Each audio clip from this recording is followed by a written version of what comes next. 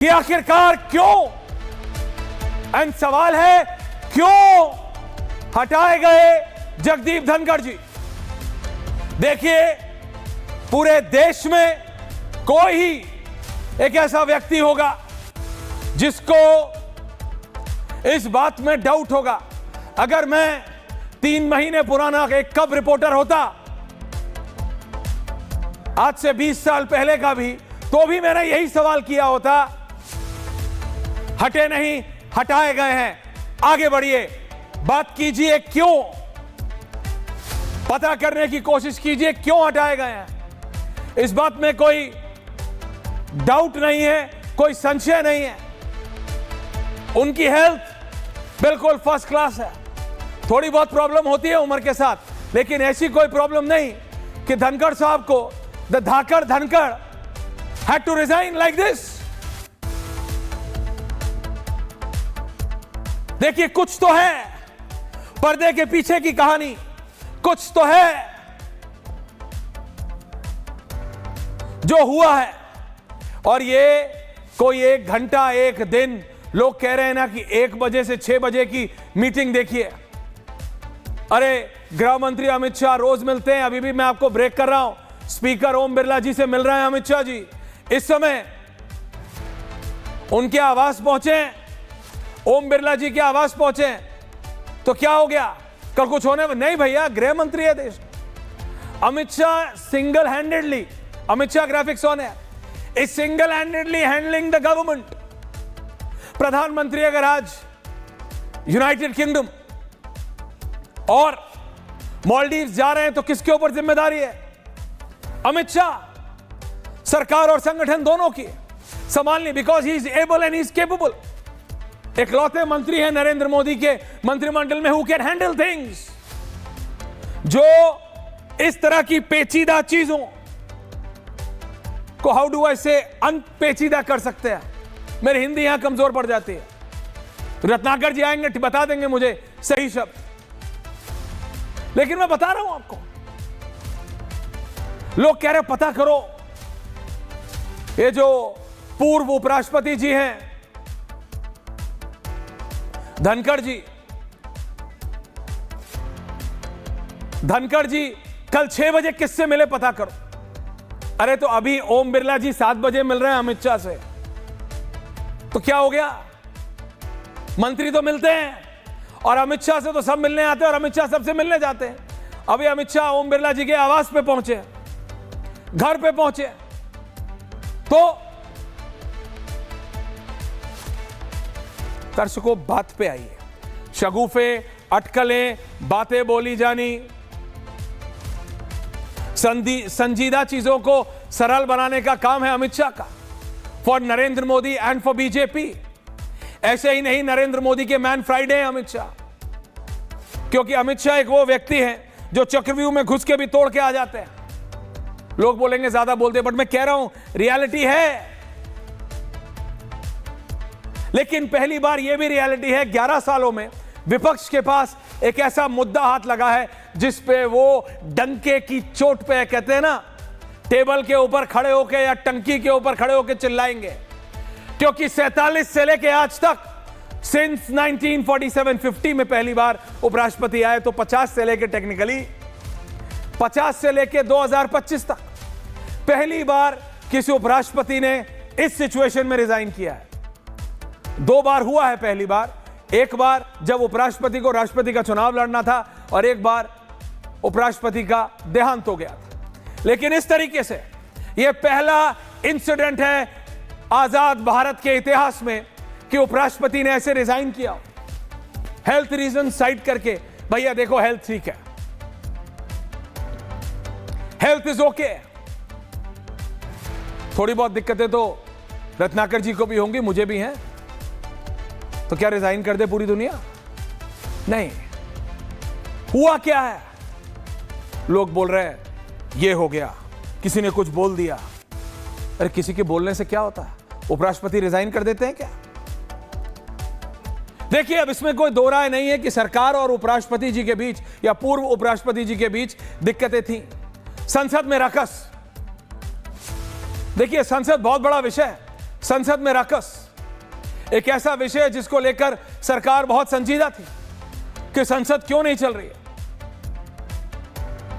Rajya Sabha, the upper house, the house of intellectuals, ruckus.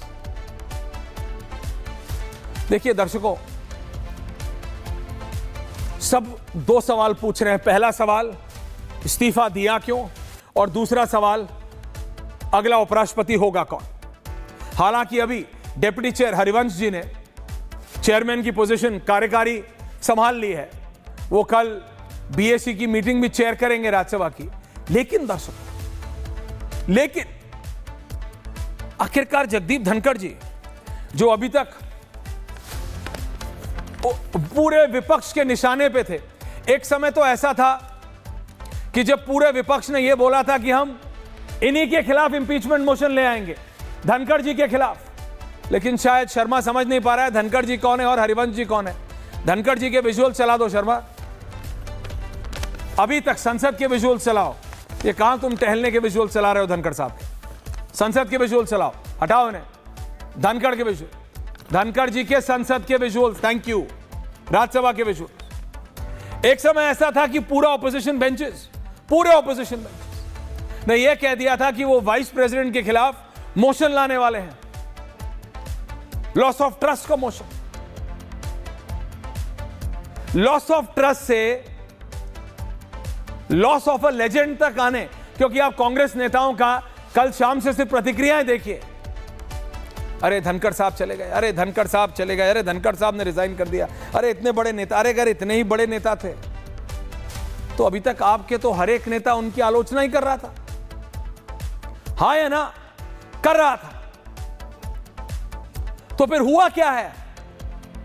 वही ढाक के तीन पात। एक सवाल है, हुआ क्या? मैं ये मानने को तैयार नहीं हूं कि उन्होंने स्वतः रिजाइन किया है। As a journalist, as a reporter, I can say it's a harsh exit, it's a very harsh exit. प्रधानमंत्री जी का मैं कह रहा हूं, अंसारी साहब के लिए भी उनकी प्रतिक्रिया देख लीजिए, आपको समझ आ जाएगा हुआ क्या है। एक डिस्कनेक्ट था, एक इतना बड़ा डिस्कनेक्ट था जिसके चलते यह हुआ। लोगों ने कहा जो उन्होंने मुंबई में जाके स्पीच दी थी ना, किसानों पे और शिवराज सिंह चौहान जी को घेरा था, उसके बाद एक मुलाकात हुई थी, तभी से ये खटपट चल रही है। देखिए कुछ तो है, कुछ तो है। अभी असलियत एग्जैक्ट पिन पॉइंट करना किसी के लिए भी पॉसिबल नहीं है, सिवाय प्रधानमंत्री, गृह मंत्री और धनखड़ साहब। ये कांग्रेस के नेता जो ट्वीट कर रहे हैं ना, जयराम रमेश जैसे, अरे मेरी 7:30 बजे बात हुई है, मेरी 6:30 बजे बात हुई है, मेरी 5 बजे बात हुई है, मेरी 4 बजे बात हुई है। अरे तो अभी भी कर लो, किसने रोका? But what is the exact reason of the sitting vice president of India resigning is a major issue.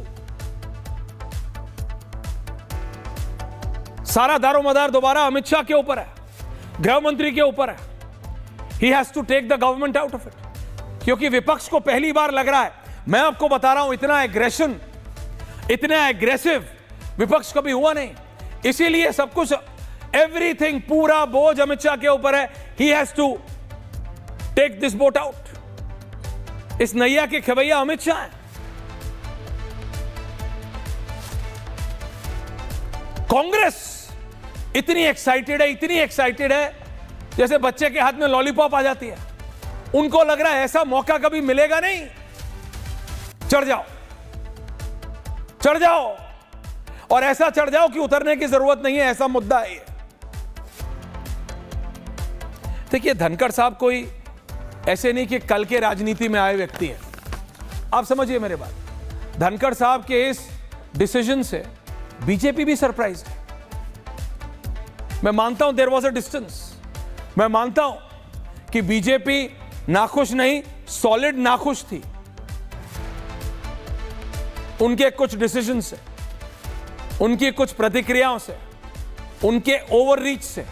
और यहां पे कोई बैठ के अगर ये बोले ना, मेरे को सिविक्स की किताब मत पढ़ाइएगा कि इट्स ए न्यूट्रल पोजीशन, और ये हाँ वो लिखने के लिए है।